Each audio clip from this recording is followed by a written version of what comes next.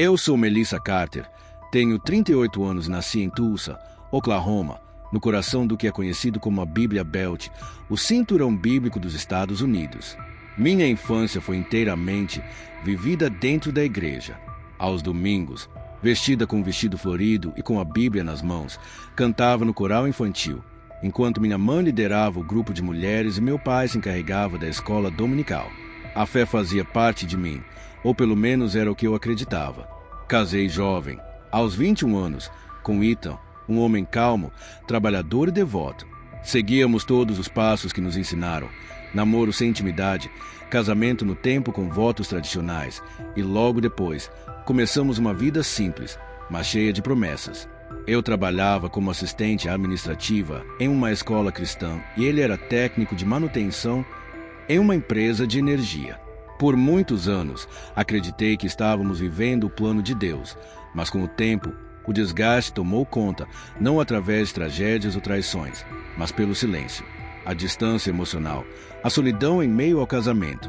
Começamos a dormir em horários diferentes, a conversar apenas o necessário, e as orações em conjunto se tornaram apenas lembranças.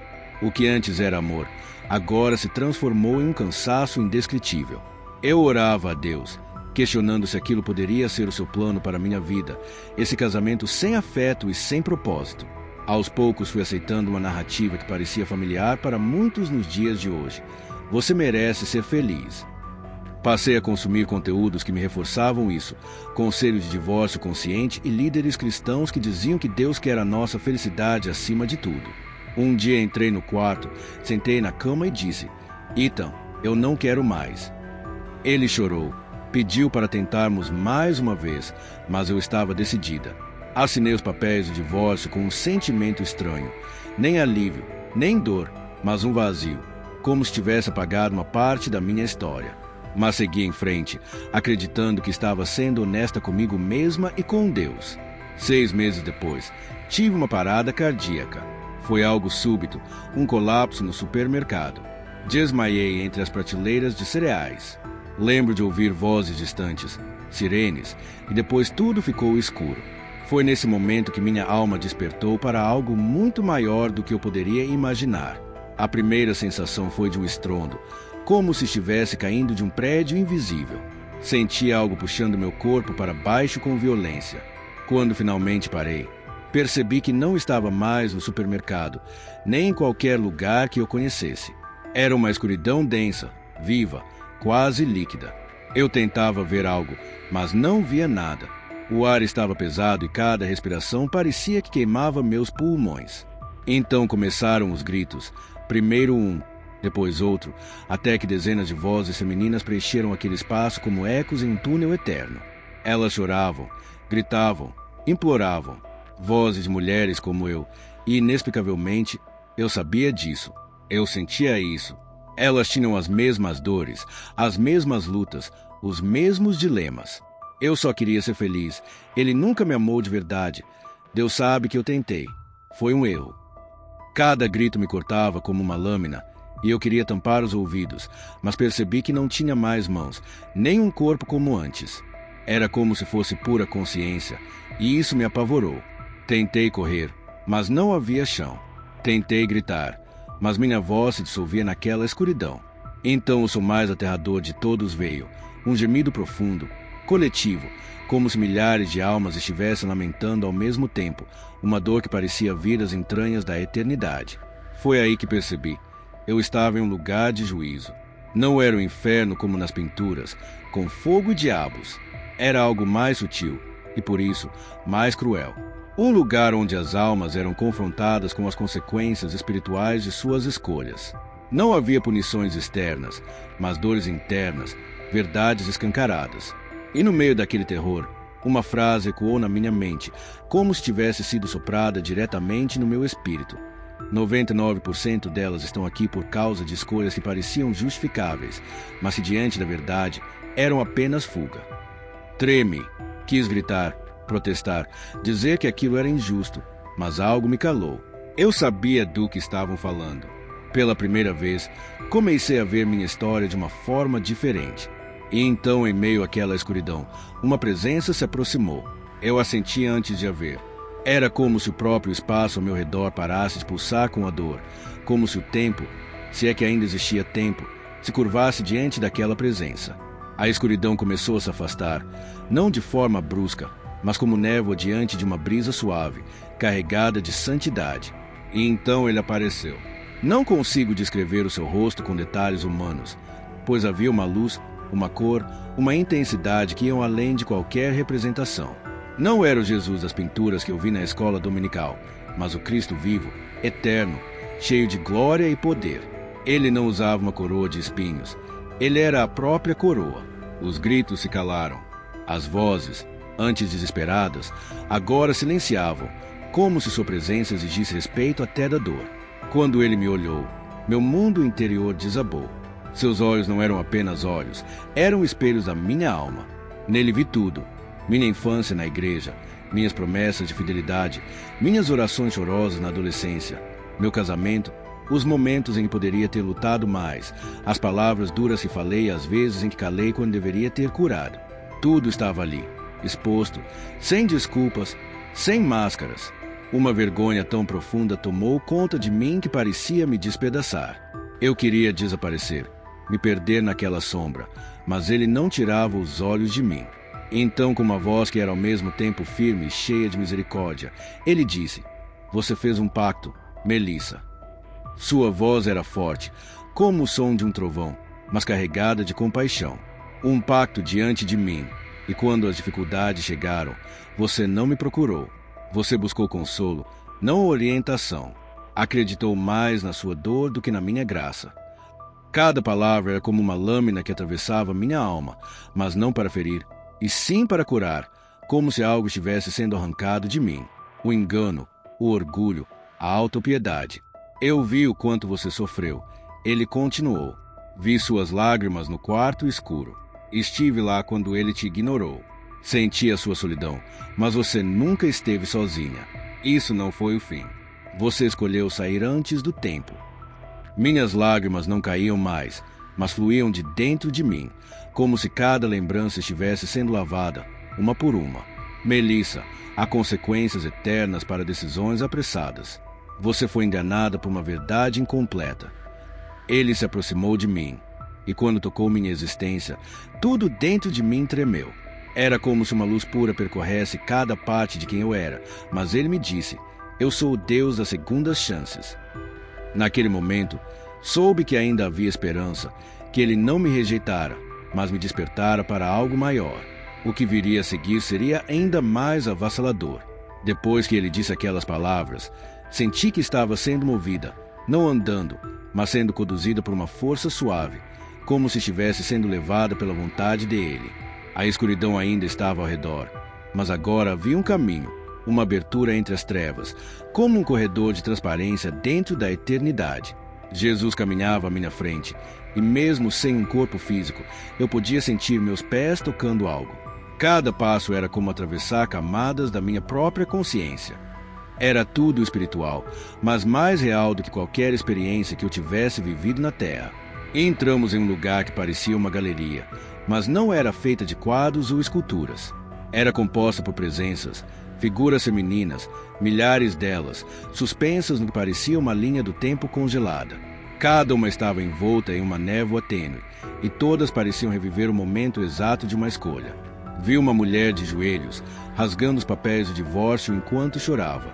Outra estava abraçada com um estranho em um quarto de hotel, com os olhos vazios.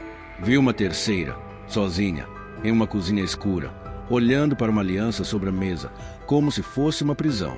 Jesus se virou para mim e disse: "Essas são almas incompletas, mulheres que romperam pactos antes do tempo. Elas foram movidas por dores reais, mas suas decisões foram rasas. Elas não foram condenadas pelo erro, mas pela recusa em ouvir minha voz, mesmo quando eu gritava no silêncio. Eu senti meus olhos arderem. Reconheci sentimentos nelas que também estavam dentro de mim. A amargura que eu chamei de justiça, o cansaço que vesti como uma bandeira, o desejo de liberdade confundido com rebeldia. Você não está vendo pecadoras, ele continuou, está vendo minhas filhas. Muitas delas escolheram acreditar na voz do mundo, em vez da minha. Eu não sabia mais onde a visão terminava e começava minha própria confissão. Eu chorava por elas, por mim, pela facilidade com que trocamos a eternidade por um alívio momentâneo. O casamento é uma aliança espiritual, Melissa. Não é apenas papel. Não é só conveniência. Ele reflete a união entre mim e a igreja, por isso é tão atacado. E por isso dói tanto quando é quebrado fora do tempo. Uma das mulheres me olhou nos olhos, como se me visse de verdade, e parecia dizer, ainda é tempo. E naquele momento, uma luz começou a brilhar ao fundo daquela galeria.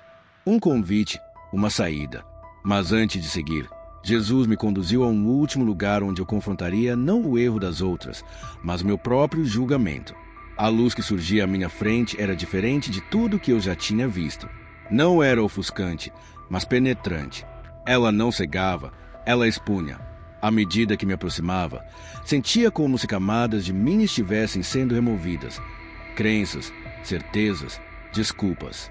Tudo caía como véus arrastados pelo vento da verdade. Jesus parou diante de algo que parecia um espelho, mas não refletia o corpo, refletia a alma. Quando olhei, vi a mim mesma. Não a Melissa do RG ou da foto de perfil nas redes sociais, mas a mulher por trás das máscaras, a que chorava de madrugada e sorria no culto, a que dizia estar tudo bem com os lábios, mas gritava de angústia por dentro. E naquele reflexo, vi algo ainda mais profundo. Minha incredulidade disfarçada de maturidade, meu orgulho camuflado de independência, minha escolha de abandonar o casamento, não como um ato de coragem, mas como uma fuga do processo que Deus queria usar para me moldar. Jesus não disse uma palavra. Ele apenas ficou ao meu lado, olhando comigo, e isso foi mais do que suficiente. Sua presença ali me fez entender que o maior julgamento não vem de fora, vem de dentro, quando a luz revela quem realmente somos, sem os filtros. Eu queria recuar, gritar, desfazer tudo, mas não dava. Então uma pergunta ecoou na minha mente, não vinda de fora, mas de dentro, como se fosse a voz da minha própria consciência finalmente despertando. E se a sua dor fosse o campo onde Deus quisesse semear um novo tipo de amor? Nesse instante, me lembrei de momentos simples com Ita. O café que ele preparava em silêncio, a maneira como ele orava comigo, mesmo quando não tínhamos respostas, o dia em que ele chorou ao assinar os papéis e disse, eu ainda te amo. E então vi meu reflexo chorando, mas não era mais uma imagem congelada. Era como se eu estivesse dentro daquele espelho, diante de mim mesma, implorando perdão pela pressa, pela dureza, pela insensibilidade. Jesus então tocou minha mão e disse, eu não te trouxe aqui para te condenar, mas para te despertar. Você ainda está viva. Foi como se o tempo parasse. Eu ainda posso reconstruir. Ele disse. A luz cresceu. O espelho se desfez como vidro, se tornando névoa, e eu senti algo se rompendo dentro de mim. Uma libertação, um chamado fidelidade, não por obrigação, mas por revelação. E então, pela primeira vez, desde que tudo começou, eu desejei, de verdade, voltar. Quando ele disse que eu ainda estava viva, algo dentro de mim começou a pulsar com uma força diferente. Não era só esperança, era uma urgência, como se minha alma estivesse sendo puxada de volta para o lugar que eu não valorizava antes, como se a vida fosse um dom que eu havia tratado como rotina. A luz ao redor começou a girar em espirais, e tudo que eu havia visto, as mulheres, o espelho, a galeria, foi se tornando distante, mas inesquecível. Jesus ainda segurava minha mão, e mesmo sem dizer uma palavra, sentia que algo estava sendo escrito naquele momento. Era como se uma nova página estivesse sendo virada, uma chance para recomeçar. Você vai acordar, ele disse, seus olhos cheios de misericórdia. Mas lembre-se, a experiência não foi um castigo, foi uma revelação. Ele me olhou profundamente, como quem entrega uma missão. Conte o que viu. Advirta sim, mas ame. Caminhe com aqueles que ainda estão cegos. Eles não precisam de acusação, precisam de luz. Eu queria ficar ali, continuar ouvindo sua voz. Me sentia como uma criança que, após se perder, finalmente encontra o pai no meio de um supermercado. Mas ele sorriu com aquele olhar que mistura autoridade e ternura, e naquele sorriso havia uma promessa. Eu estarei com você todos os dias, até o fim. De repente, a luz ao meu redor se expandiu e me envolveu por completo. Eu fui puxada de volta com velocidade, como se estivesse sendo sugada para o passado. O calor virou frio. A paz se transformou em desespero físico. Uma dor aguda surgiu no meu peito, e quando meus olhos se abriram, foi de forma brutal. Minha garganta soltou um grito de pavor, como se eu estivesse à beira de um abismo. Eu estava em uma cama de hospital. As máquinas apitavam e uma enfermeira gritava. Ela voltou. Está respirando. Eu, ainda entre os dois mundos, chorava sem parar. Chorava por tudo que tinha visto, por tudo que entendi. Chorava porque sabia que Deus havia me devolvido. Nos dias seguintes, médicos vieram e foram embora, dizendo que era um milagre. Meu coração havia parado por quase 5 minutos, mas não havia explicação científica para o fato de eu ter voltado sem sequelas. Mas eu sabia. Não era apenas um milagre médico, era uma missão. Comecei a escrever tudo o que vivi, cada pedaço, cada momento. Lembrei de cada rosto, de cada palavra, de cada toque do céu naquela dimensão de juízo e misericórdia. Mas antes de qualquer coisa, procurei Ethan. Fiquei horas com o celular na mão, olhando o nome dele. Ainda estava salvo, Ethan Carter. Mesmo depois do divórcio, nunca tive coragem de apagar. Mas agora, cada letra pesava como um lembrete do pacto que eu havia quebrado e da porta que talvez ainda estivesse entreaberta. Respirei fundo e liguei. Chamei 4 vezes. Meu coração batia forte, doía. Quando a chamada caiu na caixa postal, quase desisti. Mas então ele retornou. Minha mão tremia ao atender. Melissa? A voz dele veio hesitante, cautelosa, como se já esperasse a dor. Eu não consegui responder imediatamente. Só chorei, um choro tão vulnerável que ele ficou em silêncio do outro lado. Você está bem? O que aconteceu? Sua voz cheia de preocupação. Minha voz saiu rouca. Eu morri. O silêncio do outro lado foi absoluto. O mundo pareceu parar por um segundo. E então eu contei. Não, eu não morri tudo, mas o essencial. A parada cardíaca, o que eu vi, a presença de Jesus, a advertência, as outras mulheres, a revelação. Do outro lado da linha, ele não duvidou, não questionou, só chorou comigo. Eu pedi a Deus que você voltasse um dia, mas não imaginei que fosse assim. Nos encontramos 2 dias depois, em um parque que costumávamos frequentar quando estávamos noivos. Estava chovendo, uma garoa fina, daquelas que parecem combinar com emoção. Ele veio com um guarda-chuva azul, os olhos inchados e um sorriso contido. Quando nos olhamos, senti que algo ainda existia. Não era mais o amor romântico idealizado, nem o conforto da rotina. Era algo mais puro, como se ambos tivéssemos atravessado um deserto e voltado. Eu não estou aqui para te pedir nada, eu disse. Só precisava olhar nos teus olhos e te dizer, me perdoa. Eu fugi, endureci o coração e vi o que isso causou no mundo espiritual. Jesus me mostrou, Ethan, ele me mostrou tudo. Ele me olhou profundamente por longos segundos e então estendeu a mão, com os olhos marejados. Talvez Deus tenha permitido essa dor para a gente aprender a amar de verdade. Nos sentamos no banco molhado, sem nos importar com a chuva. Ele segurou minha mão como fazia antes, mas agora com mais consciência, mais temor, mais verdade. Não houve beijo, nem promessas apressadas, apenas um pacto silencioso de recomeço.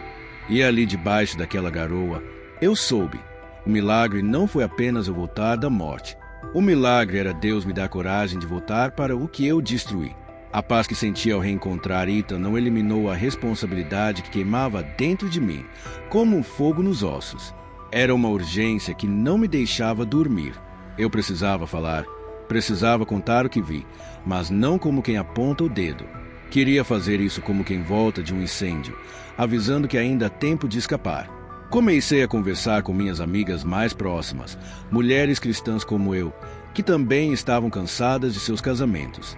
Algumas já separadas, outras à beira de tomar essa decisão. Marcamos um café, e quando me sentei com elas, o ambiente parecia leve, até que eu comecei a falar. Eu estive em um lugar de trevas. Eu disse, vi mulheres como nós, chorando, gritando. E Jesus me mostrou que 99% delas estavam ali porque abandonaram seus pactos por motivos fúteis. O silêncio que se seguiu foi pesado, quase sufocante. Algumas mulheres arregalaram os olhos, outras abaixaram a cabeça, desconfortáveis. Uma delas, a mais direta, me interrompeu com a voz trêmula. Você está dizendo que estamos condenadas? Que Deus nos castiga por tentar uma vida melhor. Respirei fundo, com o coração apertado por elas. Eu sabia bem como era pensar assim. Também já fui cega, também já acreditei que Deus só queria minha felicidade até compreender que a santidade, às vezes, exige sacrifícios. Mas é nela que a verdadeira vida se revela. Eu não estou aqui para julgar ninguém. Falei com a voz calma. Estou aqui porque vivi, e porque o amor de Jesus é tão profundo que ele me puxou de volta para contar isso. Existem decisões que carregam um peso eterno. O divórcio, quando não é resultado de traição, abandono ou violência, é um desses pesos. Elas ficaram em silêncio, cada uma processando as palavras de uma maneira diferente. Algumas choraram silenciosamente, outras de maneira mais aberta. Uma delas se levantou sem dizer nada e saiu, enquanto outra me abraçou e disse: "Você me salvou hoje." Nos dias seguintes, gravei um vídeo simples, não para o YouTube, mas algo pessoal, com o celular na mão, sem maquiagem ou filtros. Falei com lágrimas nos olhos, com verdade, com temor, e compartilhei com um grupo de mulheres da igreja que frequentava antes da separação. A reação foi um furacão. Algumas me agradeceram como se eu tivesse oferecido oxigênio em meio a um afogamento. Outras me acusaram de propagar culpa, de ser retrógrada, de espalhar machismo espiritual. Mas eu já não temia. A mensagem que eu compartilhava não era minha, era de Jesus, e eu sabia que ele queria que eu fosse uma voz, uma advertência viva. Às vezes a maior prova de amor é dizer o que ninguém quer ouvir. Não foi fácil depois que o vídeo se espalhou. Surgiram olhares tortos, sussurros disfarçados de preocupação. Algumas líderes me chamaram para conversar com aquele tom de quem diz: "Você está exagerando. Melissa, isso pode machucar mulheres em sofrimento." Mas eu já sabia distinguir compaixão de conivência. Sim, existem situações em que o divórcio é uma opção legítima. Mas o que vivi, era um mar de pactos rasgados por orgulho, por tédio, por carências não tratadas, e ninguém queria encarar isso. Era mais fácil me chamar de fanática do que ouvir o clamor das almas presas naquela escuridão. Mesmo assim, continuei. Comecei a receber mensagens de mulheres de todo o país, pessoas que viram o vídeo porque alguém compartilhou. Uma delas me escreveu: "Eu estava com os papéis do divórcio na bolsa quando assisti ao seu testemunho. Passei a noite orando, e no dia seguinte pedi ajuda ao meu pastor. Eu ainda amo meu marido, só estava cansada." Li essa mensagem e chorei tanto que precisei me ajoelhar. Não de orgulho, mas de temor. Era Deus dizendo: "Continue, eu estou com você." Em casa, as coisas com Ethan começaram a melhorar, ainda que devagar. Nos olhávamos de uma forma diferente, mais conscientes, menos idealistas. Começamos a orar juntos novamente, a cozinhar juntos, a rir e a chorar. Falávamos de tudo, até dos erros que não queríamos repetir. Uma noite, enquanto ele lavava a louça, me disse: "Sabe que me manteve em pé depois que você foi embora?" A oração. Eu não sabia o que fazer, então só pedia: "Deus, não deixe ela se perder." Eu desabei. O homem que eu pensava não se importar orava por mim enquanto eu buscava respostas em vídeos e textos modernos. Ele conversava com Deus, e Deus ouviu. Foi então que percebi. O campo parecia queimado, mas Deus já havia plantado sementes lá. Só era preciso um sopro de obediência para que elas brotassem. Nosso casamento ainda não é perfeito. Nunca será. Mas agora é uma aliança. É missão. É solo fértil, regado por lágrimas que um dia escorreram nas trevas e hoje florescem sob a luz da graça. E tudo começou com uma morte que se transformou em vida. Às vezes acordo no meio da noite, com a sensação de que ainda estou naquele lugar de gritos e sombras, onde almas femininas estavam marcadas por escolhas que pareciam justificadas, mas que custaram muito caro. Mas não é medo que me acorda, é propósito. Deus me deu uma nova vida, mas não foi só para reconstruir meu casamento. Foi para que eu ecoasse um chamado, um grito de alerta, uma mensagem de esperança, uma mão estendida para quem está à beira do abismo, achando que a queda não irá doer. Desde aquele dia, minha vida se transformou em ministério. Não com microfone ou púlpito, mas com intimidade, com mesas, café, escuta e verdade. Comecei a reunir mulheres em minha casa. Abríamos a Bíblia com mãos trêmulas, corações feridos e olhos marejados. Aos poucos, algo precioso começou a acontecer: arrependimento. Não o arrependimento que paralisa, mas o que liberta, o que leva de volta ao lugar onde a promessa se rasgou e planta uma nova. Falo com mulheres que já se separaram, sim, e digo o mesmo, com amor. Deus perdoa, Deus restaura, mas nunca mais trate isso como algo normal só porque é comum. O casamento não é um contrato civil, é uma aliança espiritual. Não se trata de julgar, trata-se de despertar. Algumas voltaram para seus maridos. Outras decidiram buscar cura antes de repetir os mesmos erros. Muitas disseram: obrigado por dizer o que ninguém tem coragem de dizer. Meu testemunho agora corre por igrejas, grupos online, vídeos curtos e palestras. Mas não é fama, é responsabilidade. Cada vez que compartilho, sinto que revivo o que aconteceu, mas com menos dor e mais gratidão. Porque Jesus não me salvou só da morte física. Ele me salvou da morte da minha consciência, da morte da aliança, da morte da verdade. Ethan e eu renovamos nossos votos. Não fizemos festa. Foi só nós dois, no mesmo parque da chuva. Ele com a mesma aliança, eu com o mesmo coração, mas agora transformado. Olhei nos olhos dele e disse: dessa vez eu sei o que estou prometendo e para quem. E hoje, se você está me ouvindo, deixo apenas uma coisa: não trate como leve o que Deus estabeleceu com peso de eternidade. Essa é a minha história.